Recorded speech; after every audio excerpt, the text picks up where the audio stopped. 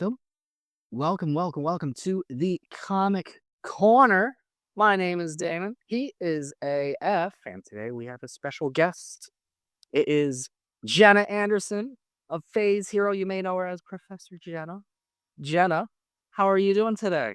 I'm great. Thank you so much for having me. I've always just been in awe of what you guys are doing and knowing the impact that me and the Fantastic Four had and kind of making that happen. I'm so happy to be here. Oh, absolutely. I mean, myself, like we had this big get together in like the Disneyland, Anaheim, LA area last year. This year it was New York Comic Con, where myself and AF got to meet in person for the first time from way across from one ocean to another. So the impact, like you said, that the Fantastic Four had from Phase Hero and beyond was just incredible. So we have to thank you for that because we wouldn't be doing this if it wasn't for you four. Thank you. We appreciate it more than y'all can ever know. But we are here not to talk about us. We're here to talk about you. This is a you episode. This is a you episode with comics because that's what we are here to do, and that's what we do every single week. And Jenna, I know you've probably asked this to many artists, many writers throughout your year. Your origin story. So it's kind of twofold. I was definitely the type of kid who would get like the Stray, Sabrina the Teenage Witch, or Archie issue. It would somehow like my parents would get gifted to me, or I would somehow get something. Like I definitely grew up reading comics, but wasn't really cognizant of what the medium was. And then for me, I got into high school, and my favorite teacher in the entire world, who like I am still close with to this day, he basically made a class that was an elective that people could take that was just about it was literally called the human experience. It was like you could just take it and cover anything. Like our end of semester project was just cover any topic you want. And our required reading for the class was Dark Knight Returns. And it was the coolest thing to be able to read comics in this kind of academic sort of sense, unpacking all of what they could be and what they could mean. And I was hooked from that point onward. Mm. Is there this is so ridiculous to ask, but I know for a fact that Black Canary is one of your favorites. So when did you start getting deep into Diana and her history? Definitely the Arrow TV show was a huge influence there. And I know I'm not alone in that kind of entry point for her. And then it became this interesting thing of like as the character in the mantle of Black Canary was starting to be done in a different way on that show, that then drove me even further into her comics, into seeing like what the capacity is for her storytelling outside of that TV show. And we've been talking about TV. There's a TV show coming out right soon. It'll be coming out soon. We got to yap about it just for a little bit. This is Creature Commandos from DC Studios. This is our first kind of introduction into the new DCU. Jenna, I know you've had the opportunity to see a bit of it without going to. So, what are your general thoughts about the show? So, I think it is unbelievable. I still cannot believe that this show even exists in any way, shape, or form. I remember like hearing what the initial slate of projects was going to be for DC Studios and being like, there is no way that a Creature Commandos animated show is part of that. It exceeded my expectations even then. The actual end product of it is just so much fun. The characterization is there, the performances are there, and it is the type of story that I always love seeing in adaptations, and I especially love seeing from James Gunn, which is just taking a bunch of characters and a bunch of different elements that have never fit in together in the comics, and then just going from there and creating an entirely new story. And this is that in spades. Like the team is not the exact team that we have in the comics. The circumstances are wildly different, and I think that then lends itself to a really fun story. Yeah, and also just the fact that it's James Gunn, like he's always going to pick out the team out of left field, and whether the crowd wants it or not, they're going to enjoy it anyways. It's happened with Guardians of the Galaxy. It happened with the Suicide Squad, with Peacemaker. It's not characters that you would normally market to an audience, but I mean, there's some of his most highest rated media that is pushed out. I got to ask Jenna, do you have any just random Creature Commando stories, comics that you'd suggest for anyone? I know this is going to be totally its own thing, but any ones that you've read, maybe doing homework or in the past, or like, you got to read them. I would say, depending on your kind of appetite for older comics, definitely go back and read like the original Rick Flag Senior Suicide Squad kind of comics. I think that that is a interesting entry point, and it is very kind of tonally, structurally similar to what this show seems to be doing. And then Frankenstein Agents of Shade is just a massive beloved book. Like, I can't not recommend that, even though it seems like Frankenstein's role in this show is a little bit different in and of itself. It's definitely a good palate cleanser and a good kind of understanding of how Frankenstein exists within the DCU. And then just read any issue with GI Robot. He's my favorite character. I love that he is in this show. It is just the wildest thing to, like, have him in any sort of official context, so just go read the random Weird War Tales issues that he is in because they are all delightful. I do know there's a brand new, I don't know if it was a one shot or if maybe it's a limited series, but there is a Creature Commandos comic out right now. David Dasmalchian is one of the writers on there, and it's a totally different team. It's not supposed to be like this tie-in issue to the show. But if you're looking for something that's fresh on the shows, I do suggest that as well because the first issue is very fun. Yeah, it is a miniseries if I remember correctly, so there's multiple issues to enjoy.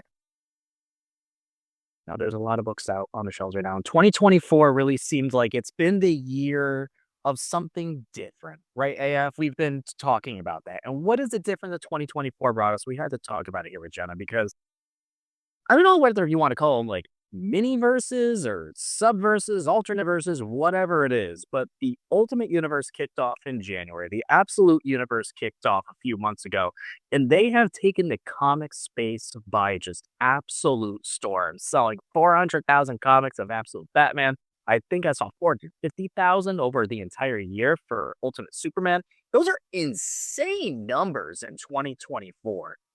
On a general flat level, why do you think these two books in particular, these two like universes in particular, have just been so successful? I think just starting with the Absolute Universe, like, first and foremost, like, it's wild. I live in Chicago, and there's a store downtown that had a picture, like, Absolute Batman #1 release day, and there was a line, like, around the block, and, like, I could not comprehend that for a lot of comics that have come out in the past couple of years. Like, it legitimately fills me with so much joy to see that people are still buying comics and still invested in these new stories. I think with the Absolute Universe, it's just the pure structural idea of starting from the like, ground zero, reimagining these characters, trying to figure out if you can rebuild the lore of Wonder Woman, what does that look like? If you can rebuild the lore of Batman, what does that look like? And that is enticing enough to people, and just the character designs are just all hitting it out of the park so far. Like, I know people have joked about Absolute Batman looking like Alan Richardson in Reacher, or just this massive cartoonish version of him, but it lends itself to such an interesting experience within the comic. And Absolute Wonder Woman looks great. Like, the sword, the tattoos, that is just such a cool interpretation of her design.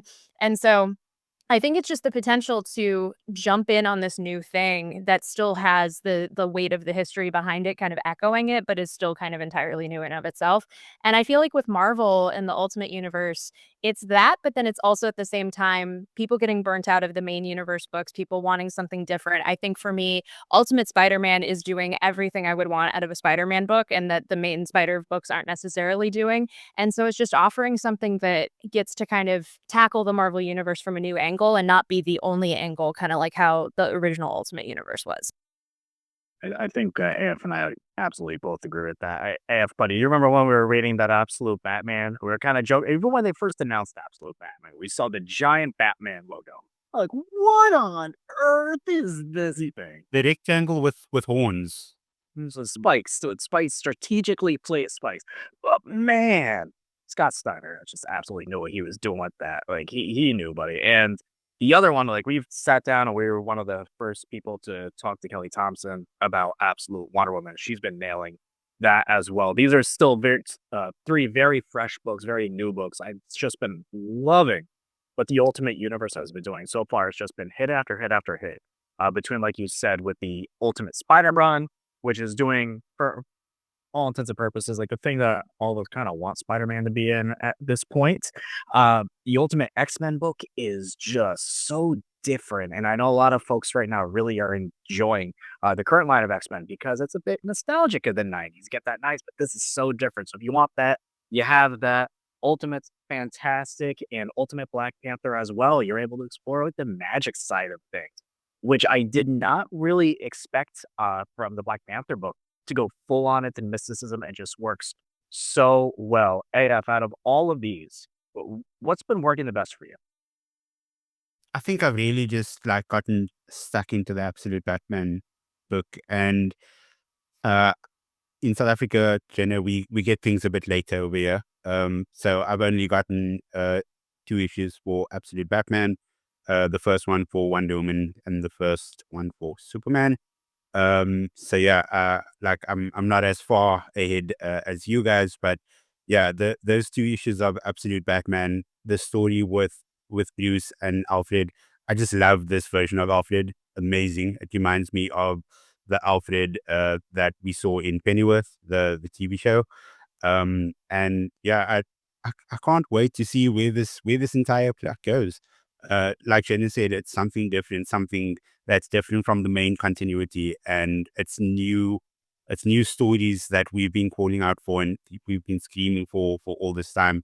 So yeah, and also the creators, Scott Snyder, Jason Aaron, Kelly Thompson, and then my guy Wally West, he's going to get his own book in March, and that's going to be Jeff Lemire. So I mean, these are like MVP comic creators that's at the helm of all of these books.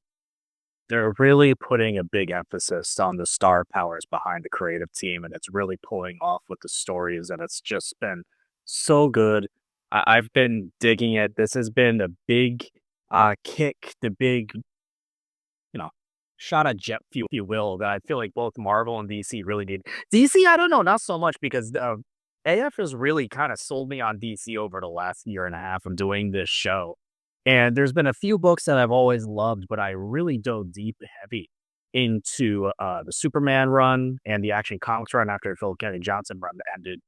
And that's been a blast. So when they announced the DC Absolute books, I was like, I don't know if I need like that alternate kind of kickstart going into this because I'm enjoying the main continuity, but it hasn't affected the main continuity at all. In fact, it feels more like it's benefited it in a way because now they're starting. You can start to see that they're laying the foundation, to potentially how these two sides meet at some point. And what I love about going to my local comic shop every single Wednesday is having these like full comic debates that we always kind of have. And it's like, hey, who would win in a fight? Main continuity Batman or this Batman that we've seen for like two whole issues?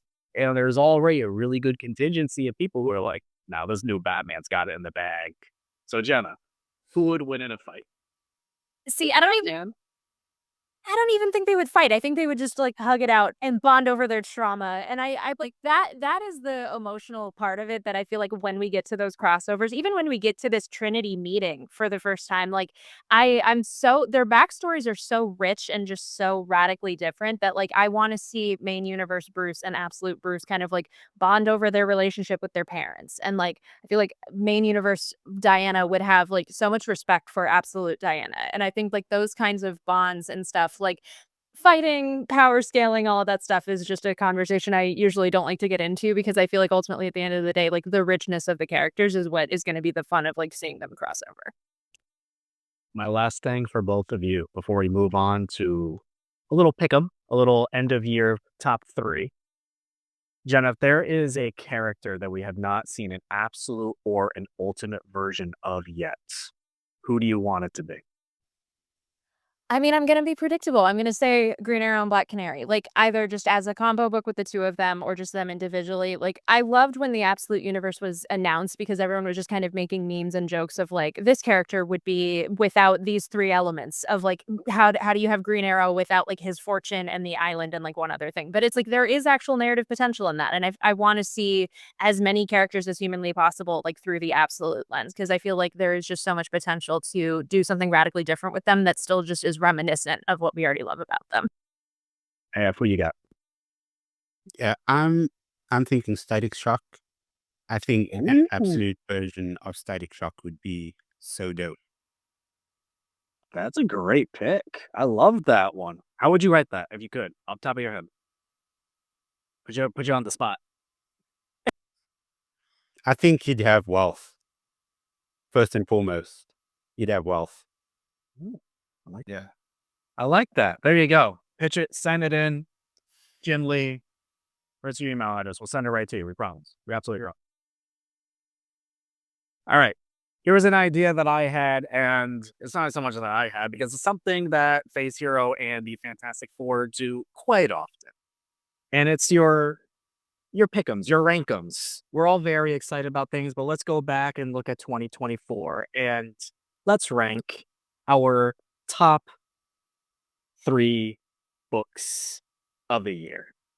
I'll go first, just because I had my name on first. I'm actually excited about us because all 3 of us, I've seen all 3 of our picks. We all picked something completely different in every single tier. So there is not one book on here that is repeated. And that is very exciting. Someone was actually a little nervous about when I was doing this, but when we all picked it, I was like, thank goodness, we're all different. So cool. My number 3, Paranoid Guards from Gerard Way. And AF is not going to be surprised at all because I said when this book was announced that there's a book from Gerard Way that's coming out. I'm going to read that book. I'm going to love that. And that book is just a layer of onions where you peel it back and you peel it back and more to it. And we are in the penultimate issue. And I am dying to see how this thing ends because it's been a great commentary and almost like not so much a study, but a really hard look into a little bit of trauma and how we deal with it. And the way that Gerard has written this world is fascinating because it's not just like a very simple look at it. This thing is like prisoner vibes. This is like interdimensional, like mental health facility as well. There's a lot going on in this comic book AF, and you know it. But it is just great. And I do love it. And also, shout out, we've interviewed the artist on this, Chris Wesson. So go check out that interview as well, because he goes into a whole lot on how this whole world came to be. But Jenna, what's your third favorite of the year? Can I just say also, I'm a couple issues behind on Gardens, but I'm so glad it's on this list because, like, it is such a weird and beautiful book. So I'm glad that other people are showing it love. So my number 3, I only have it at number 3 and not any higher because there's only one issue out at this point, so it's kind of a little early to be super presumptive, but it is Black Canary Best of the Best. I again, like, as I've said throughout the show, she is my favorite character. I have, like, craved some sort of solo book from her, and I didn't even really think it was possible in a modern context. I remember when they did the DC round robin, like, a year or 2 ago, that was one of the pitches, and it never even got past the first round, and I kinda resigned myself to the fact of, like, she's probably just gonna be in teen books, she's probably just gonna be in Birds of Prey, and that's fine. But then to get this book, to have it be billed from Tom King and from Ryan Sook, which is just amazing in and of itself, but to have it be billed as a Supergirl Woman of Tomorrow examination of the character, that is just like what dreams are made of for me. And I think that the conceit of it is really cool. It's just her and Lady Shiva in a very public, like Las Vegas fight to decide who is the best fighter of the DC universe. And it's just all of the ramifications of that on Dinah and her relationships around her. And it's just unbelievable. Like, I could not have dreamed of a book that would be this cool, and I'm glad that it exists. If I highly suggest you pick this up, pick up the first issue. We were going to bring it up on the show last week, but one of the reasons I didn't was because I knew Jenna was gonna bring it up on this one. I knew you were. So guys, go pick up that issue. The art in there, like you mentioned, phenomenal. Like very well drawn. The Dinah's it's a hyperbole. She's never looked better. And I just love the way that her and like everyone, like you said with Shiva as well, just drawn in that book. But AF, your third pick. If you've been listening to the show for long enough, everyone, you shouldn't be too surprised. But AF, what you got? I have Spider-Gwen, the Ghost Spider in third. Stephanie Phillips, guys, amazing. If you aren't reading this book, pick it up. The vibes are so good. She's transported back into the main line, the 616 in Marvel Comics. Obi's there from the Loki show. Um, all the Spidey people are there. We have so many great interactions between Gwen and Silk in some of the issues. So I love that because I love Silk as a character as well. But yeah, the vibes are great. Pick this book up. You really, really won't go wrong with it.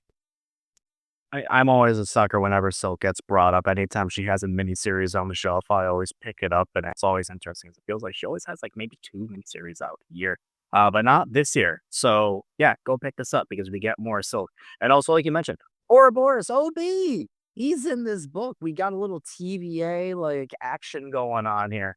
AF's been keeping us updated with this entire series as he's been getting it every single Thursday when we uh, get it. This every single month when we get it, and it's been a delight listening to AF talk about it, and it makes me want to pick it up. So go check it out. So for my picks, I gotta be honest. I had a little bit of a standard, not a standard, but a rule with mine. I needed at least 3 issues out this year for me to put a book on. So unfortunately, that means no absolute books are on yet because we've only had 2 issues of Absolute Batman and then 2 issues of Absolute Woman and the second issue of Absolute Superman coming out this week. So unfortunately, those did not qualify, but I also want to give a bonus shout out to Tom Taylor's Nightwing, which has been like one of my all-time favorite runs. It came to an end. But I had to give it to The Ultimates, a book that really surprised. When this was announced, I was just like, I don't know how a teen book in this setting this early is going to work. We're so early into this Ultimate universe. I'm not sure how this is going to go on. Like, we have this new Tony Stark who's still a kid, and then you introduce like the Reed Richards Doom element, that aspect, and that 4th issue alone is should be up for Comic of the Year. Absolutely should be up for issue of the year. The way the paneling worked out that where you're able to see you could read this comic in 2 different ways, honestly. You can read it just through the timeline of each individual line to see how that plays out, or you can read it just like, traditionally. The way that the paneling is put into this was phenomenal, expertly done, and also shout out our new Hawkeye Charlie. Very, I mean, AF knows Hawkeye's my all-time favorite character. Clint and Kate both. I love him dearly. And Charlie, I am welcoming you with open arms because immediately within 1 issue solidified themselves as one of my favorite Hawkeyes. And then we have the 6th issue end of the arc. And they made this book really truly mean something in a larger context of the Ultimate Universe. Jenna, have you checked out the Ultimates yet? I have. I'm so glad you mentioned issue 4 because, like, that has lived rent free in my head ever since I read it. Like, it is, like you said, it is just an unbelievable masterclass just in how to construct a story and have it play out in 2 wildly different ways. Like, I am haunted by some panels in, like, the best and worst possible way. So I love this book. I almost included it in my top 3, like, just for that issue alone because it's just so incredible. It's so well done, and it really truly shows just how much of a evil man the maker is. Really put himself up there as like in the Mount Rushmore of Marvel villains with the things that he puts off. And if you haven't been able to pick this issue up yet, when you do, when you see that issue of the Doom mask and all the little mice coming at it, just get it. Just read that issue alone. You will not be disappointed, buddy. Noted, noted. Like I did, I go all in on trades, especially when it's things that I know that I'm going to end up reading. So yeah, like once the trade comes out, exactly like Avengers Twilight trade comes out, I get to trade. The She-Hulk issue as well. I mean, incredible, incredible stuff. Denny Camp, hats off, kudos, full credit. Jenna, what's your number 2? So my number 2 is Local Man, which is from Image Comics. It technically ended, quote unquote, this year, but they did leave it open to eventually come back and tell some sort of story in this universe at a later point. But the way that they did end it was kind of by surprise. They hadn't really announced it ahead of time. They did do kind of a clever sort of numbering thing, reflective of like how Image would jump ahead for a year and kind of tell this like very specific story for his characters. So they did do that, and it wrapped up in a beautiful way. The concept of the book is it is a kind of washed up 90s superhero who is almost a mix between Cyclops and Steve Rogers. He like comes back to his very small hometown and is just trying to figure out what his life looks like. And he starts seeing that random people are being murdered throughout the town, and there isn't really a reason for that because it's a very quiet small town. So he suits up literally as a hero named Local Man. Like, he wears a ski mask, he like takes his dog with him, and they just go kind of do superhero stuff. And then in the process, his old 90s team team and all of the old villains that he has kind of like come back on his doorstep and start causing trouble. And so it is this massive, massive love letter to all of Image Comics and all of like the superhero side of Image Comics, but it also is kind of an indictment of it at the same time of like making fun of kind of the shortcomings of it. And it's by Tim Seeley and Tony Fleece, and if you love any of their work just individually, combined together, it is just so much fun. They write it, they draw it. It's most of often a flip book with some sort of like 90s little backup story that is just delightful. And there are cameos that if you're an Image fan, you're gonna recognize them. Like it is just the wildest book. And the fact that like I already would have had it high on my list regardless, but like the fact that it then came to an end this year, I was like, this is easily in my top three. Tim Seeley does a great job at making something that on paper could be a little silly and then just puts so much heart into it. And he does it time and time and time again. We sometimes read some of his books that are just straight popcorn books, but Local Man, they really they find a way to pull you on the tug strings of that one.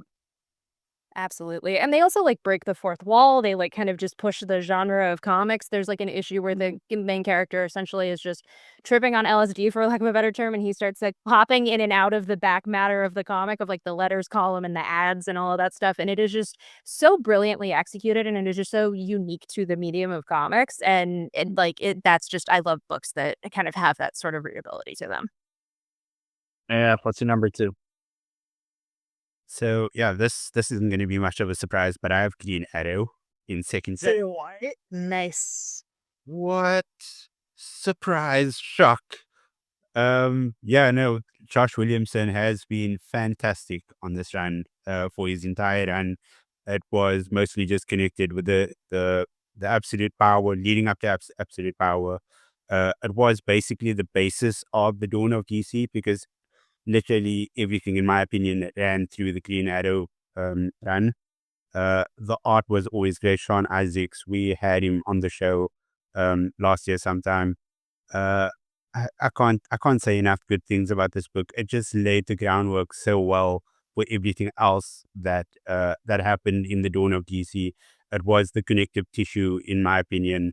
And yeah, the characters were always amazing. And going into Absolute Power, that event with Oliver Queen doing his deep undercover work over there, uh, and then coming back out afterwards into the Green Arrow. I think it was issue 17. And then you find out why he actually did what he did. His sort of connections with Martian Manhunter, how he agreed to do all of these different things.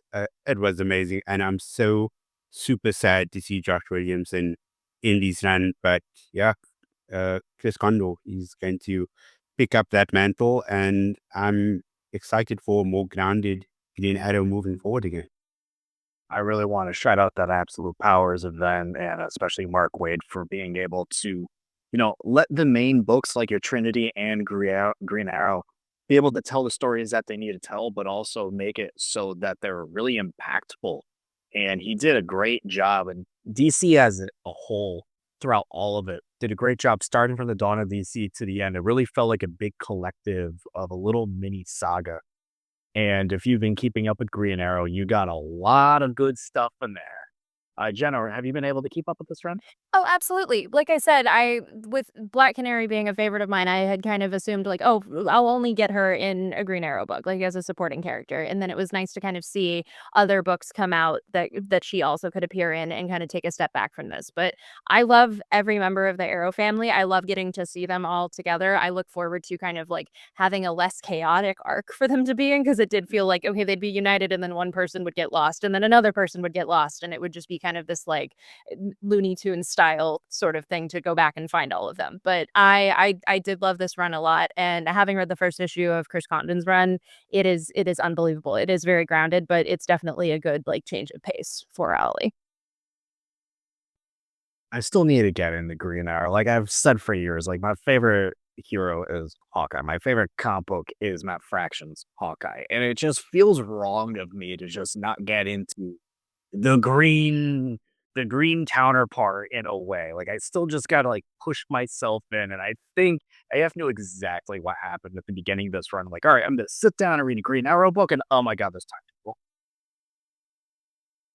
which infamously is like my least favorite thing in the world. He's like, you just gotta keep pushing. I'm like, I know. So eventually I will sit down and get through this and really push it because I know how much AF you enjoy this book, along with many others. But talking about books that I never thought I would ever put on a list of my top comics of the year. A book I'd never even mentioned, I would never even think about putting in my top three, let alone number one. But I have to put it number one because for 11 and I assume going on 12 issues now, Ultimate Spider Man has knocked it out of the park month after month after month. And I shouldn't doubt it. It's Jonathan Hickman. It's Marco Cicchetto. It's incredible art and in top tier storytelling. But for a Spider Man book to do this to me, it had to be special. Like, gosh darn it, if this book is not special. And there's so many things that we talk about month after month when we yap about this book, AF and I, and TJ as well, is so many little things. It is the little things in this book.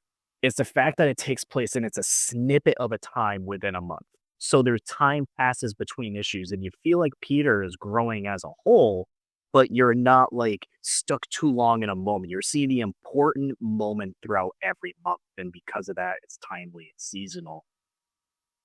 MJ is a person, Wolves, a person with grounded morals and dreams and will tell Peter off. What a concept, guys. Of course, we get to see Peter be a dad as well, but just like the subtle tweaks in nods to mainline Spider-Man storytelling from the past, whether it's Peter's AI essentially being his Venom, or Uncle Ben's kind of like his anonymous writing in the paper being Ben Riley, right? There's some really cool things in here that are tips and nods, but they don't overshadow or overthrow the main story that's trying to tell. And I feel for Peter every single month. Jenna, I know we're probably just preaching to the choir on this, honestly, but this book has just been everything we've been wanting. I wholeheartedly agree. I think, like, kind of going off of our conversation about the Ultimate Universe and the Absolute Universe, I think Peter really exemplifies what is making the new Ultimate Universe really work, of just approaching him from this point where he has the responsibility and is now trying to grasp the power, and like is reflecting on all of the years that he could have been Spider-Man and doesn't even know that he could have been Spider-Man earlier in his life, but is now approaching it as a dad, as someone who is in a different stage in his life, and just like there's so much beauty in it. And like you said, every issue just feels so dense and so satisfying in a way that, like, I really wish more comics would kind of emulate. Like, I have friends who every single time a new issue comes out, we just text each other back and forth like, "Jonathan Hickman can't keep getting away with this." Like, he makes it so easy. He makes it look so seamless, and it is just amazing to witness. Some of my favorite issues just don't even have Spider-Man in them. Some of my favorite issues are like the Uncle Ben and J. Jonah Jameson issues where they're going back and forth on whatever they're trying to look into, whether it's the Kingpin aspect of it all.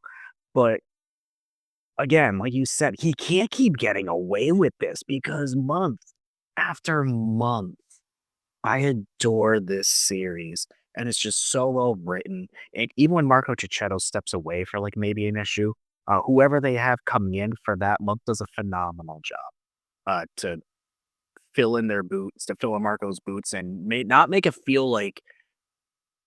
And I kind of have this issue sometimes when you get to monthly runs, but this is just comics where like you get so invested into a story, and then the art changes so drastically. And they're like, "Whoa, okay, hold on, really recalibrate my brain here." But they do such a great job in this entire universe to keep it consistent, to make it feel like I'm still reading the same story, the same universe, whatever it is month after. I just love this book. And I am fascinated because every single issue essentially ends with like 17 months left, 16 months left, 15. We have a countdown going. I'm getting like a little nervous because I'm like, I don't want this to go away. I've been enjoying this so much. I need more. I'm fascinated to see where this goes. And when you finally get your hands on the trade, I know you are going to love it. Jenna, I know you're number one, and I love this number one. It is Birds of Prey. Um, probably unsurprisingly, given how much I've yapped about Black Canary on this episode. But Birds of Prey is my favorite team in all of comics. So this iteration is led by my favorite character in all of comics. And this book has done so much in the span of ostensibly like a year and some change. Like the first arc of going to Themyscira for a very specific, very personal reason to Dinah was just so fun and just so specific and unique to witness. I have always loved when the birds get out of Gotham City and really just become kind of this globe trotting, going on crazy hijink, high fantasy adventures, and just going all over the place genre wise. And this book definitely emulates that sort of energy. I You mentioned of, like, having the artist change and how you feel about that. Even, like, they had an artist change in the first arc, and they justified it within, like, the lore of, like, "Oh, this is the villain's view of how these events are happening," and I love any sort of justification like that. And I have to shout out Jordi Belair, whose color work is just incredible across all of comics, but who makes this issue and kind of sets this tone of it looking almost like a '70s, like, dollar issue that you, like, found in a bin somewhere or, like, a photocopied zine or something, and it is just such a cool aesthetic to give to the team and not just leaning into the house style or the cheesecake or the very stereotypical way that you could draw a group of characters like this. So, I love it. The arc that's going on right now is still kind of in its early stages, but it definitely has the capacity to be really weird and really entertaining, and we're getting a lot of Cassandra Cain just being cool, which is all I could ask for. Oh, absolutely. And it's funny that you mentioned, like, we've been mentioning the art chains because it's so funny because in that second arc, there's literally an art change in every single issue. But there was like the way Kelly like was able to say, okay, we're gonna go through a patch where we have a different artist every single month. So what are we gonna do for the story? We're gonna have them pop in a different dimension every single issue.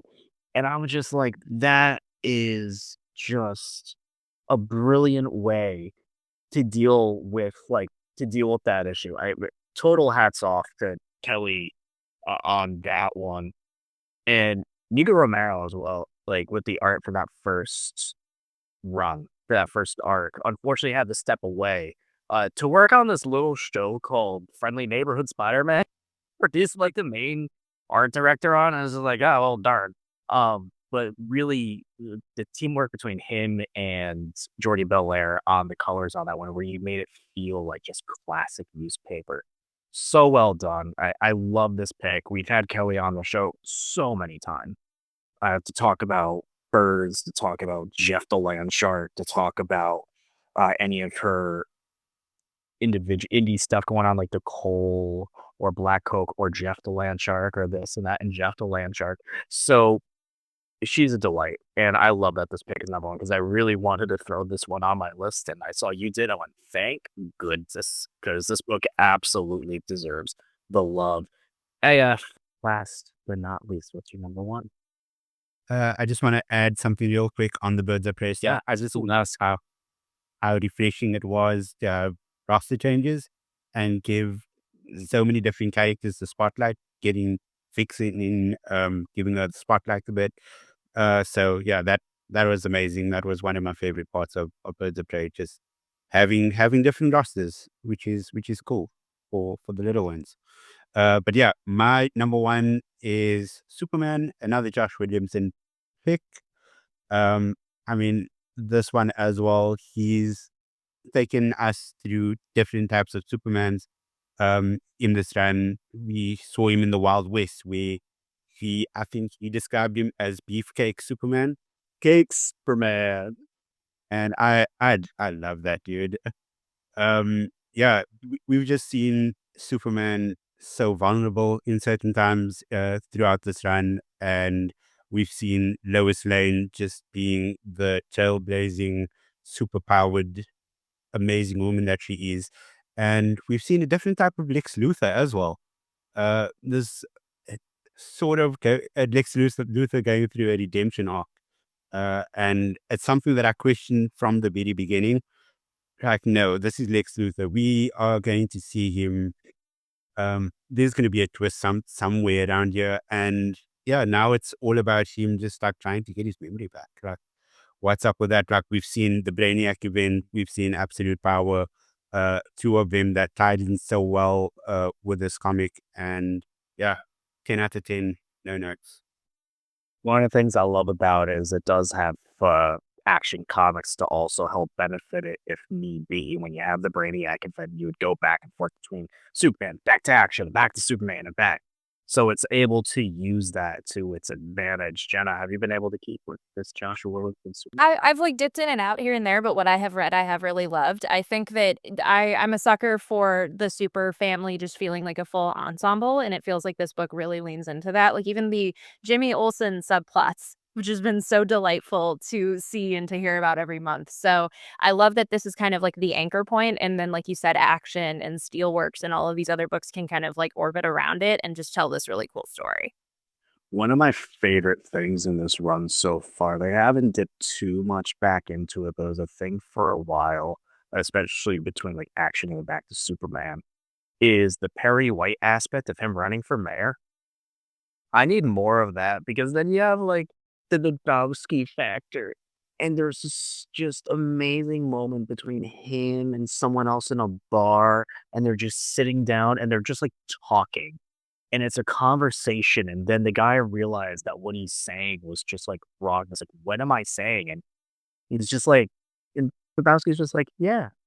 He gave him a drink. He's like, and now you see how Soup sees it. How? And I'm like, I love this so much. I love when Superman books are just the big blue boy scout, the big hug, the guy to remind you like what is good and what is right. And a lot of this between the Joshua Williams stuff with Superman and the action stuff as well, but a lot of what Joshua Williams is doing with Superman just reminds me so much of it.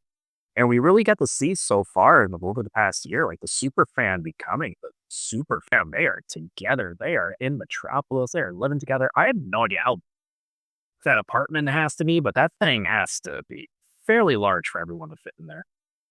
But it's just, it's the wholesomeness I need. And I love that pick, man. It's a good pick. Yeah. Just off the back of that, if you haven't watched the Superman and Lois finale that aired yesterday, perfect. Absolutely. That is how you direct a superhero show finale. It was amazing from start to finish, and those last 10 minutes or so, I don't think anybody could have written or performed that better. Tyler Eklund deserves his flowers for his portrayal of Superman. In my opinion, arguably one of the best portrayals of Superman on in live action, and Betsy Tula as well. She was an amazing Lois Lane. So if you haven't checked that out, please do. You really would not regret it. I gotta say, while this is up, Jenna, Mhm. we've mentioned Black Canary a lot. We mentioned Green Arrow a lot. Yeah. And I know we have the DCU slate slowly coming out. If you could pitch your favorites, whether it's a favorite run or an ideal whatever of a Black Canary and or a Green Arrow story for the DCU, what would you want? See, like I said, I feel like I love the adaptations that aren't straight adaptations. I love the ones that kind of just use like, they just take everything, throw it into a blender, and make something entirely new from there. So it's like it almost feels impossible in my mind to pitch, like, what the idealized version of that would be, but it would have to kind of have a little bit of everything. It would have to have, like, the hard traveling heroes run from the '70s. It would have to have, like, the post-wedding era of, like, the 2000s. It would have to have the more modern stuff, the rebirth stuff. Like, you could just kind of throw elements of all of that together and then just go from there, and I think that that is kind of the perfect way to let the adaptation stand on its own, but then drive people to the comics at the same time. I love this list. A lot of different things from a lot of, I mean, DC, Marvel, but we do have some indies. We have Dark Horse, we have Image on here as well. Shadow, Boom Studios. I love so many Boom Studios, but Something's Killing the Children. It's always fantastic. If I had a top four, it would have been on there. It was so hard not to include it. But indie comics as well have had a great year. It's just been a great year for comics, and this just proves it because all three of us had three completely different top three lists, and that just puts it all together. And that leads me with my last question for you, Jenna. To wrap it all up, what's your favorite thing about comics? Just how how much potential they have. I feel like the capacity for the types of stories you can tell, the ways that you can just immerse the audience, that you can tell a long form story, like you talking about Ultimate Spider-Man and kind of having the countdown and how much that worries you, like, just the amount of comics that have been able to tell something like that over years or even, like, decades of time is just so unlike every other potential storytelling medium that I feel like we even have right now, and just the capacity to be able to have wildly different art styles, wildly different approaches to writing, approaches to structuring it, and it all can just blend together and it all can still just feel like comics. Like that to me is just it has so much potential that I feel like even in the current moment, as good as this year is, like there's still so much that is untapped at the same time. We've been watching you for quite some time throughout the years on a plethora of different platforms, and I have to say how embarrassing it is for me to have to catch myself when we log off. So I do not say go read some comics because that's your thing, and it's so hard because I'm like that is just fits the perfect kind of like sign off phrase. And of course, it's the name of your YouTube channel, which you've been recognized by James Gunn immediately, like on about like a runaway success off the top. So congrats on that. That is phenomenal. What else do you have going on the channel coming up? So I just posted a video on the day that we're recording this, just talking about Wicked, which like thoroughly surprised me. Like that movie thoroughly blew me away, and I feel like that there are things from it that superhero comics and like superhero adaptations can really kind of learn from in terms of like how we represent women, how we represent romance, how we do high fantasy sort of stuff. So I made a video talking about that, and then with Creature Commandos starting, I do have a video in the pipeline for that. So stay tuned. Fantastic. Jenna, outside of your YouTube channel and of course on Face Hero, where can people find you? You can find me on social media at Hey It's Jenna Lynn, like basically anywhere. That's my handle. And go subscribe to Jenna's Substack because you see a lot of good stuff on there. That was where your Tom King interview was, and it was great. And I read that first issue, and it was fantastic. So actually did say if this whole either it was a YouTube video or the Substack article could get one person to pick it up and get it, and you win, you got me to do it. I love it. Well, there you go. AF, where can people find you on the interwebs? Yeah, I'm at AF Parker 642 on all social media platforms. Currently only really using Blue Sky. I've sort of weaned myself off of Twitter. Really just using it for the DMs right now and the group chats. Move. Yeah, you can find me on Threads at Danny Graham. You can find me on Blue Sky at Damon Gray dot Blue Sky dot at whatever those handles are. You can find me as Damon Gray on there. Oh man, that's a one thing about Blue Sky. Those handles are atrocious, but it's a much better vibe. So I do enjoy that a lot more. You can follow the show on Twitter at Comic Corner Pod and make sure you like and subscribe to everything here at the Agents of Fandom YouTube channel because we have so much coming out for y'all here in December. We are doing nightly live recaps of the Skeleton Crew, and it's a delight and it's so much fun. We're also doing live episodes for Creature Commandos, and we're doing live episodes every few days for Marvel's last season of What If, which we are very excited about. Some people more than others because maybe it senses a return of a certain Hawkeye Kate Bishop character. I don't know. I'm excited for it personally. AF, I know you're excited about it as well. But Jenna, I will let you off by saying your sign off phrase. What should we do before we head off? Go read some comics. And go support your local comic shops. Peace out.